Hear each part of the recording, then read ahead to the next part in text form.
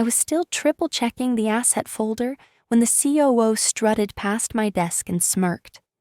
"Just make sure the coffee's hot and the projector works, sweetheart."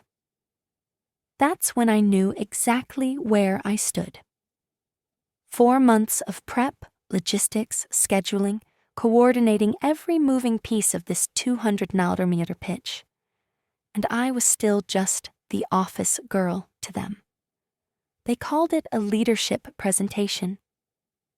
Funny, considering the only time they asked me a question was when the CEO needed his vegan protein bar unstuck from the vending machine.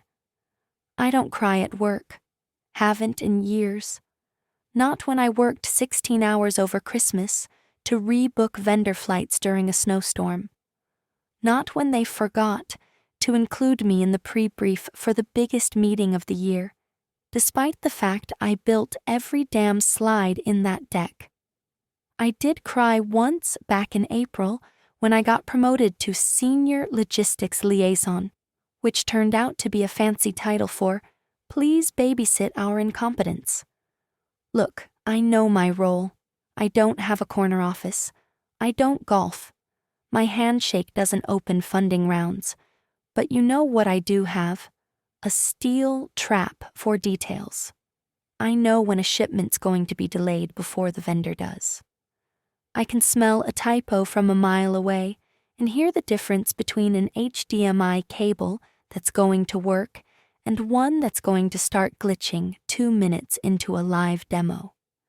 I hold it all together while they strut around rehearsing their executive synergy lines, like this is a TED Talk and not a live grenade wrapped in PowerPoint. And if you're already hooked, if you're one of the 97% of folks who watch these stories but never subscribe, go ahead and tap that like and subscribe button. It's free, and it really helps keep the stories coming. Thanks. Anyway, by the time the sun rose that morning, I was already in the office, 4th cup of coffee in hand, double-checking every backup file and AV cable like it was my job, which, surprise, it technically wasn't. Technically, I was just support. But when the stakes are $200 million and your CEO can't figure out how to unmute on Zoom, technicalities stop mattering.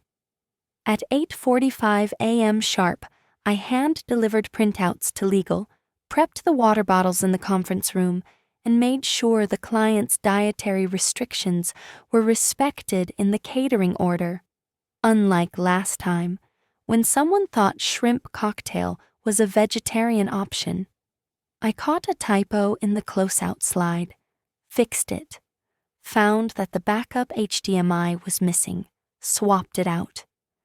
Noticed the light in the lobby flickered near the entrance camera. Not mission critical, but I left a note for maintenance anyway. The team?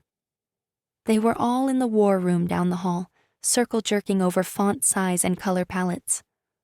No one said thank you. No one asked if I wanted to sit in. They just sent me a Slack message. "Please clean up the call-in instructions on slide 7. Looks messy?" No punctuation. No please, actually. Just a command, because that's what I was to them. A walking to-do list with a pulse. The COO walked by again, didn't even look at me. Just muttered, "Don't be late, sweetheart. Wouldn't want to spill anything important." I stared at his back, lips pressed tight, hands shaking just enough to spill a little of my 5th coffee across the desk. Then I took a breath, wiped it clean, and opened the AV checklist again, because I wasn't going to let them be the reason I fell apart. Not today. At least she hasn't spilled the coffee on the deck yet. The whole room laughed. Loud, exaggerated corporate ha-has, like they were on a sitcom set instead of standing around a $200 million pitch deck I built from scratch, while half of them were still on vacation in the Keys. I was leaning against the back wall, laptop open, updating the asset folder for the third time, because someone had accidentally replaced slide 14 with an image of a cat in sunglasses. The glitch hadn't come from my system. It never did. But guess who still got the blame? The office girl, the admin ghost, the magical logistics fairy who somehow made their flights, meals, and presentation slides appear like goddamn Hogwarts. No one looked my way, not after the joke. I could feel the heat rise up my neck, but I bit my tongue until it nearly bled. I needed this job. Not because I loved it, but because rent doesn't care about dignity, and the job market for women over 35 with a BA in communications and an autoimmune disorder isn't exactly overflowing with six-figure offers.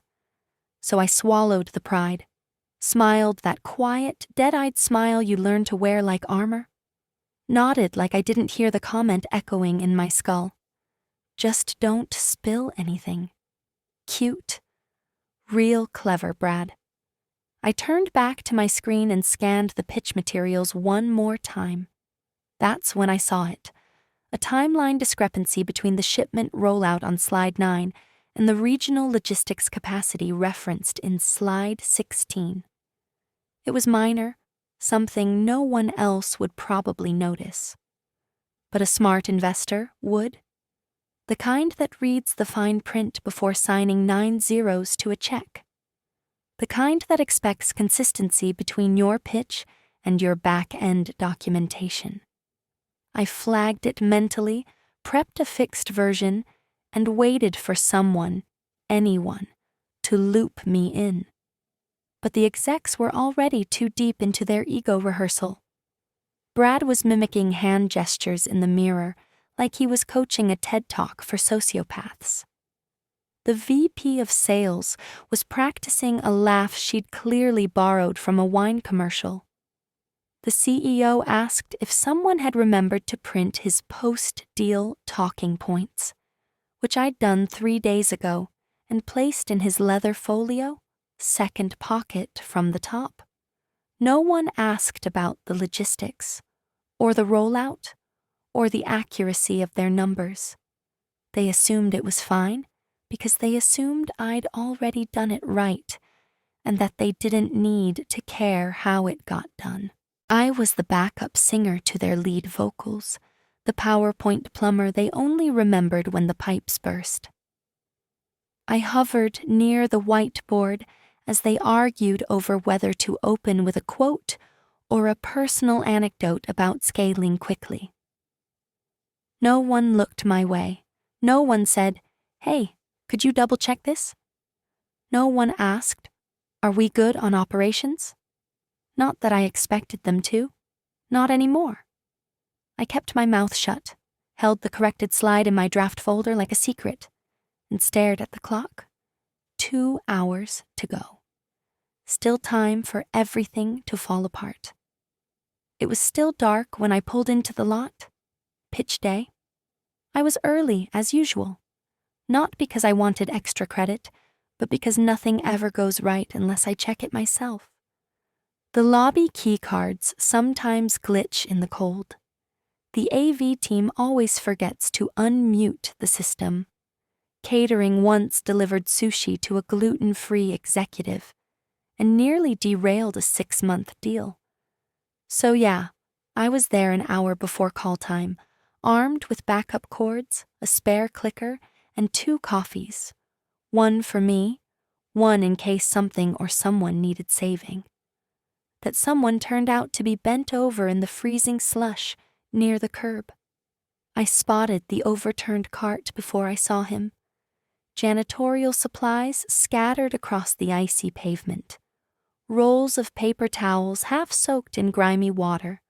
A bag of blue rags, what looked like a busted spray bottle, and a shattered stainless steel thermos that had vomited steaming liquid into a dirty puddle. And in the middle of it, a man in a baggy maintenance jacket, probably mid-60s, struggling to lift the cart upright, with fingers that looked red and raw from the cold. I stopped. Cars slid past. Executives in Teslas and BMWs. Not one of them even slowed down. I recognized the CFO's Audi as it whipped into a reserve spot 2 rows over. She stepped out in heels, eyes glued to her phone, and didn't spare the man a glance. He slipped again as he tried to pick up a crate of sanitizing spray. I didn't think. I just moved. "Hang on," I said, kneeling down in my slacks. Cold water soaked through the knees, but I didn't care. "Let me help." His hands trembled worse up close. Could have been age, nerves, or just bone-deep Midwest cold. "I dropped the damn thing," he muttered. "Wheels stuck on the curb, and it's okay. Happens." I started scooping up towels, grabbing loose bottles. He tried to wave me off once, but I ignored it.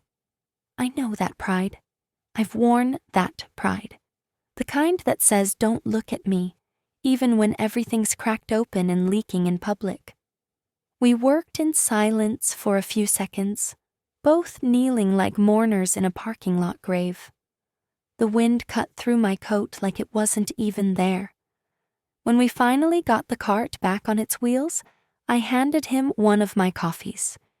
He blinked at it like I'd handed him a bar of gold. "It's just black," I said. "Didn't have time for cream?" His eyes crinkled. "That's exactly how I take it." I smiled. "Then it's yours." He nodded. "Appreciate it. You don't see a lot of people stop anymore." I shrugged. "You see a lot when you're the one picking things up." He laughed, just once, soft. Then I glanced at my watch. Shit. 8:57. I bolted, shoes soaked, coat half unbuttoned, presentation folder jammed under one arm. I sprinted into the lobby, ignoring the receptionist's raised eyebrows, and slammed the elevator button like my life depended on it. Upstairs, I could already hear voices filtering down the hall. The pitch was starting. The COO was probably rehearsing his vision line for the 20th time. I was supposed to be in place 15 minutes ago. Instead, I was 5 minutes late. But something in me felt lighter, like maybe I hadn't missed the right thing. Not yet. The boardroom door made the softest click as I slipped inside, but you'd think I'd detonated a smoke grenade. Heads turned. The COO's glare hit me like a high beam straight to the face. Lips tight, jaw clenched, that smug little smirk barely restrained under corporate civility. "Nice of her to show up," he muttered without looking away from the wall-mounted display. The room smelled like fresh toner, cold brew, and tension. Everything had been laid out with surgical precision. Portfolio folders in matte navy, 2 branded pens per guest, water bottles with condensation still clinging to the labels. Even the AV screen glowed with the opening slide. Strategic Partnership Opportunities. Q1. I kept my head down and moved to the side of the room, tucking into the AV chair like I belonged to the furniture. I could feel the warmth still radiating from the laptop I'd set up 2 hours earlier. No one greeted me. Not the VP of sales, not the CFO, not even the receptionist, who'd somehow wormed her way into the back corner of the room like she was shadowing the event for LinkedIn clout. I took a slow breath, wiped my damp palms on the inside of my coat so no one would see. The COO was mid-pitch warm-up, pacing near the head of the table like a discount TED Talk speaker. His cufflinks caught the light every time he gestured toward the main screen. "We're here today," he intoned, "because this company's future hinges on finding partners who understand velocity, scalability, and trust." God, he loved that line. I'd cut it from the script twice. He kept putting it back in. The investors nodded politely, A few tapped phones under the table. The CEO sat stiffly at the far end, looking like he was trying to conjure confidence through sheer chin elevation. And the client chair, right in the center, sat empty. 5 minutes late, 10 minutes into the COO's pitch. No sign of our anonymous investor yet. I adjusted the projector angle by 1/2 degree. No one noticed.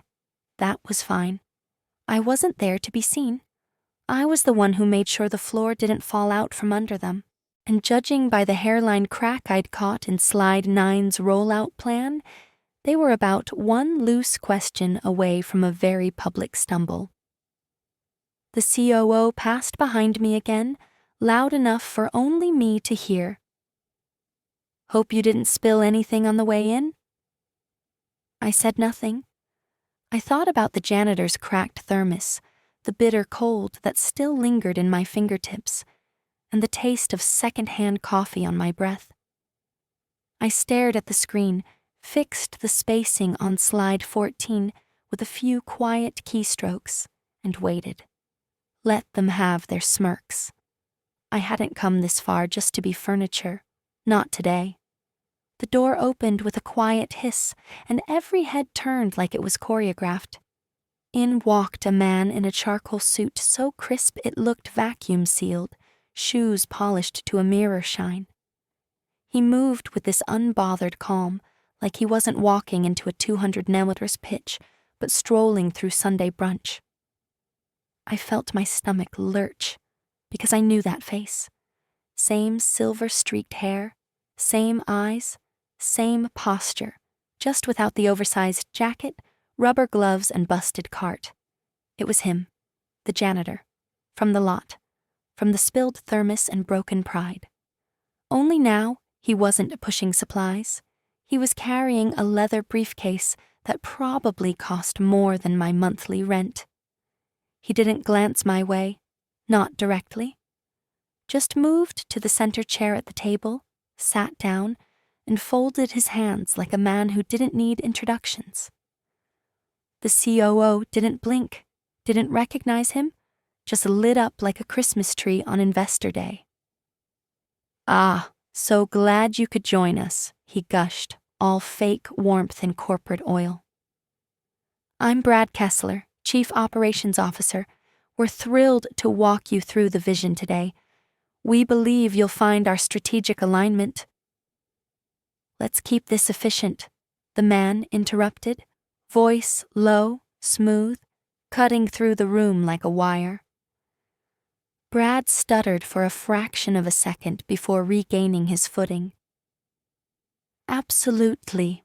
Efficiency is what we're all about here." He clicked his clicker. The deck began, slide after slide, graphs, timelines, marketing buzzwords. I watched the man in the charcoal suit, not the slides. He wasn't taking notes, wasn't nodding, wasn't reacting, just watching, still, composed, like he'd already read this deck in a dream and was now evaluating how poorly we were performing its encore. The COO rattled off jargon. Revenue acceleration, customer-centric adaptability, agile deployment mechanisms. I stared at the back of the man's head, the slope of his jaw, the way one corner of his mouth twitched with what might have been exhaustion or amusement. Then he raised his hand. The room froze. "I have one question," he said, eyes steady on Brad. "Of course," Brad said too quickly. "Fire away." The man's eyes slid past him toward the screen. "Who built this presentation?" That pause, that 3-second pause, it sounded like the walls inhaled. Everyone looked at Brad. He blinked. "Well, the team, marketing and strategy, of course." "Who built it?" Another pause. The sales VP cleared her throat. "Operations assistant handled most of the back-end work." I didn't move. I didn't breathe. The man didn't look at me. Not yet. He just leaned back in his chair and smiled, just a little. "That so?" he said softly. Then silence again. And I knew something had shifted. We just didn't know it yet. The air felt denser somehow, like someone had turned the oxygen dial down a few notches. Every eye was locked on the man in the charcoal suit, who had now become less potential client and more judge, jury, and slow-burning reckoning wrapped in expensive wool. He flipped through the pitch folder without urgency. Pages whispered against his fingertips. Then he stopped, tapped one section lightly. Slide 9, I knew it before I even saw. The rollout schedule for Phase 2, he said, voice calm, precise. According to this, you're promising East Coast coverage within 45 days post-signing. Brad cleared his throat, nodding like a bobblehead wired to a battery. Correct. We've been very aggressive with our projections to match the expected growth curve. The man held up one hand. Brad shut up. The man turned to the CEO. And the logistics support for that, fleet routing, warehousing, intermodal integration, has all been locked? The CEO blinked. Yes, we believe so. That's our understanding from the team. Another pause. The man looked directly at Brad. Has it been modeled out in the actual ops systems, or is this based on projected throughput? Brad opened his mouth, closed it, looked at the sales VP like she might toss him a lifeline. She stared down at her tablet. Finally, his eyes, sharp and deliberate, landed on me. Silence stretched. I felt my pulse behind my teeth. I could have said nothing, let them flounder, but I didn't. I clicked my laptop open again, toggled to the latest version of the deck. My version, not the one Brad butchered with buzzwords and wishful thinking. The original slide projected a 45-day rollout based on Q4 vendor timelines, I said, voice steady, loud enough to carry, but calm enough not to challenge. But I caught an error in the regional availability last night. Slide 16 referenced Mid-Atlantic warehouse integration, but didn't account for the pending contractor backlog. I adjusted the plan to stagger rollout by region. Northeast in 30 days, Southeast in 45, Mid-Atlantic at 60. That version wasn't in the printouts. The man tilted his head, just slightly. I continued. We've already negotiated flexible pickup windows and adjusted the fleet schedule to accommodate. The revised deck is time-stamped in the asset folder under Ops Final Rev C. Another pause. Then the faintest smile touched his lips. Good catch. No one said anything. Not Brad. Not the CEO. Not even the intern in the corner with the ring light for social media content. The man closed the pitch folder slowly, deliberately. The sound was final, like a door clicking shut. Then he stood. Thank you, he said. That was it. He didn't ask for more slides. He didn't comment on strategic fit. He didn't shake hands. He just stood there, looking at me, while everyone else waited for a cue they hadn't earned. And deep down, I knew. He'd seen everything he needed. The room didn't breathe. No one moved. The man in the charcoal suit stood with the weight of full authority and none of the theatrics. His eyes scanned the table, one executive at a time, slow, methodical, the kind of silence that feels like it's scraping bone. This morning, he said, voice even, I dropped my supplies. Confused glances ricocheted across the table. I was out in the parking lot, cart tipped on the ice, thermos shattered, bottles scattered. It was 27 degrees. He paused. Let the silence sink in. Do you know how many people walked by? No one answered. He turned his gaze on the CFO. You parked next to me, didn't even glance over. The CFO shrunk back in her chair, fingers twitching near her tablet. Your VP of sales walked by too, talking on Bluetooth. Didn't stop, didn't even notice. Brad cleared his throat, a nervous chuckle bubbling up. Well, we've all been a little on edge today. The man didn't look at him. He looked at me. She stopped. The air crackled.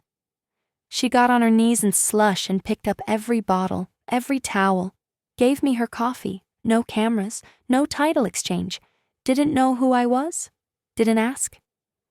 He turned back to the table, eyes narrowing slightly. She showed integrity when no one was watching. While the rest of you rehearsed what it looks like to care, she just did it. The COO's face turned a shade of corporate gray I'd never seen before. His jaw tensed. Now, with all due respect, the man raised a hand. Firm, not aggressive, just final. And Brad stopped speaking mid-sputter. The man pointed at me. She's the only one I'm signing with. You could have heard the AC kick on. I don't care about titles. I don't care about pitch decks built on recycled nonsense. I care about people who lead by action, not posture. He glanced around one last time, then down at his briefcase. The latches snapped shut like a gavel. I've seen what I needed to see. And just like that, it was over. No handshake, no nod to the executives, no deal for anyone but me. They didn't lose because they made mistakes on the slides. They lost because they never saw the person who built them. The door hadn't even closed behind him before the room detonated.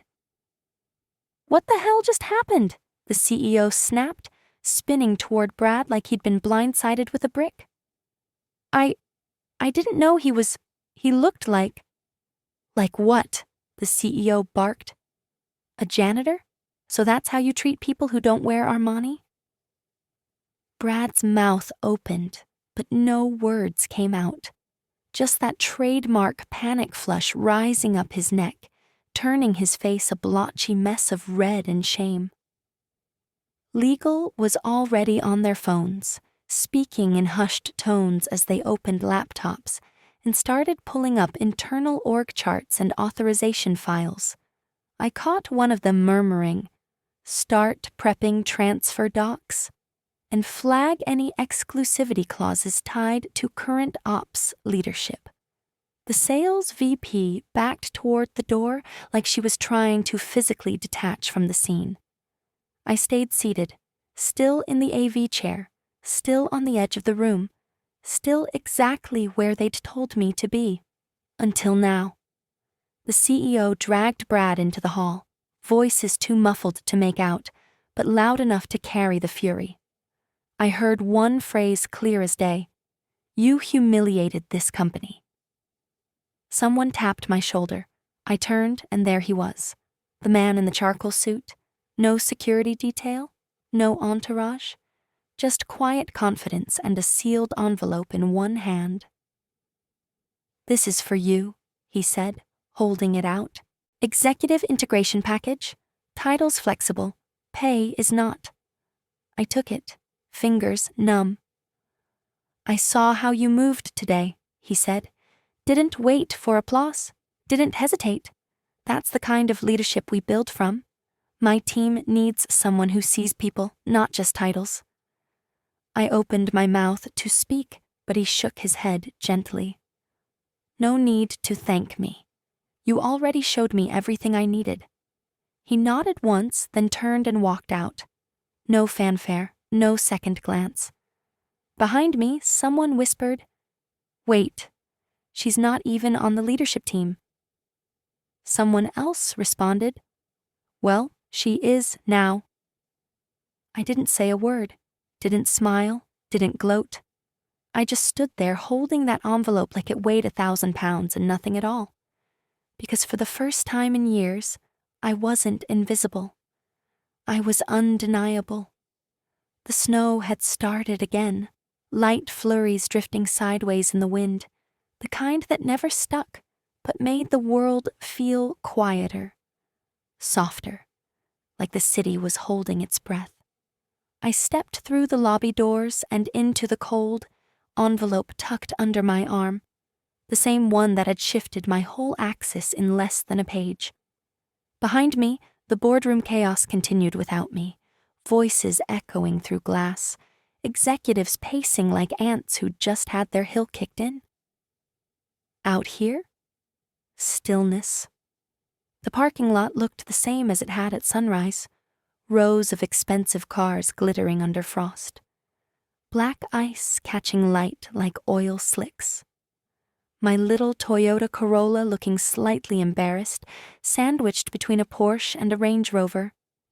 Then I saw it, off to the side near the curb, the janitor's cart. Not the same man, though. This one was younger, maybe 30, hoodie under his vest, struggling to lift a box of cleaning supplies that had fallen off the back of the cart, a familiar bottle rolling toward a drain. I stopped, watched for a second. Then another employee stepped forward, someone in an IT badge, maybe a contractor, bent down without a word and helped him gather the mess.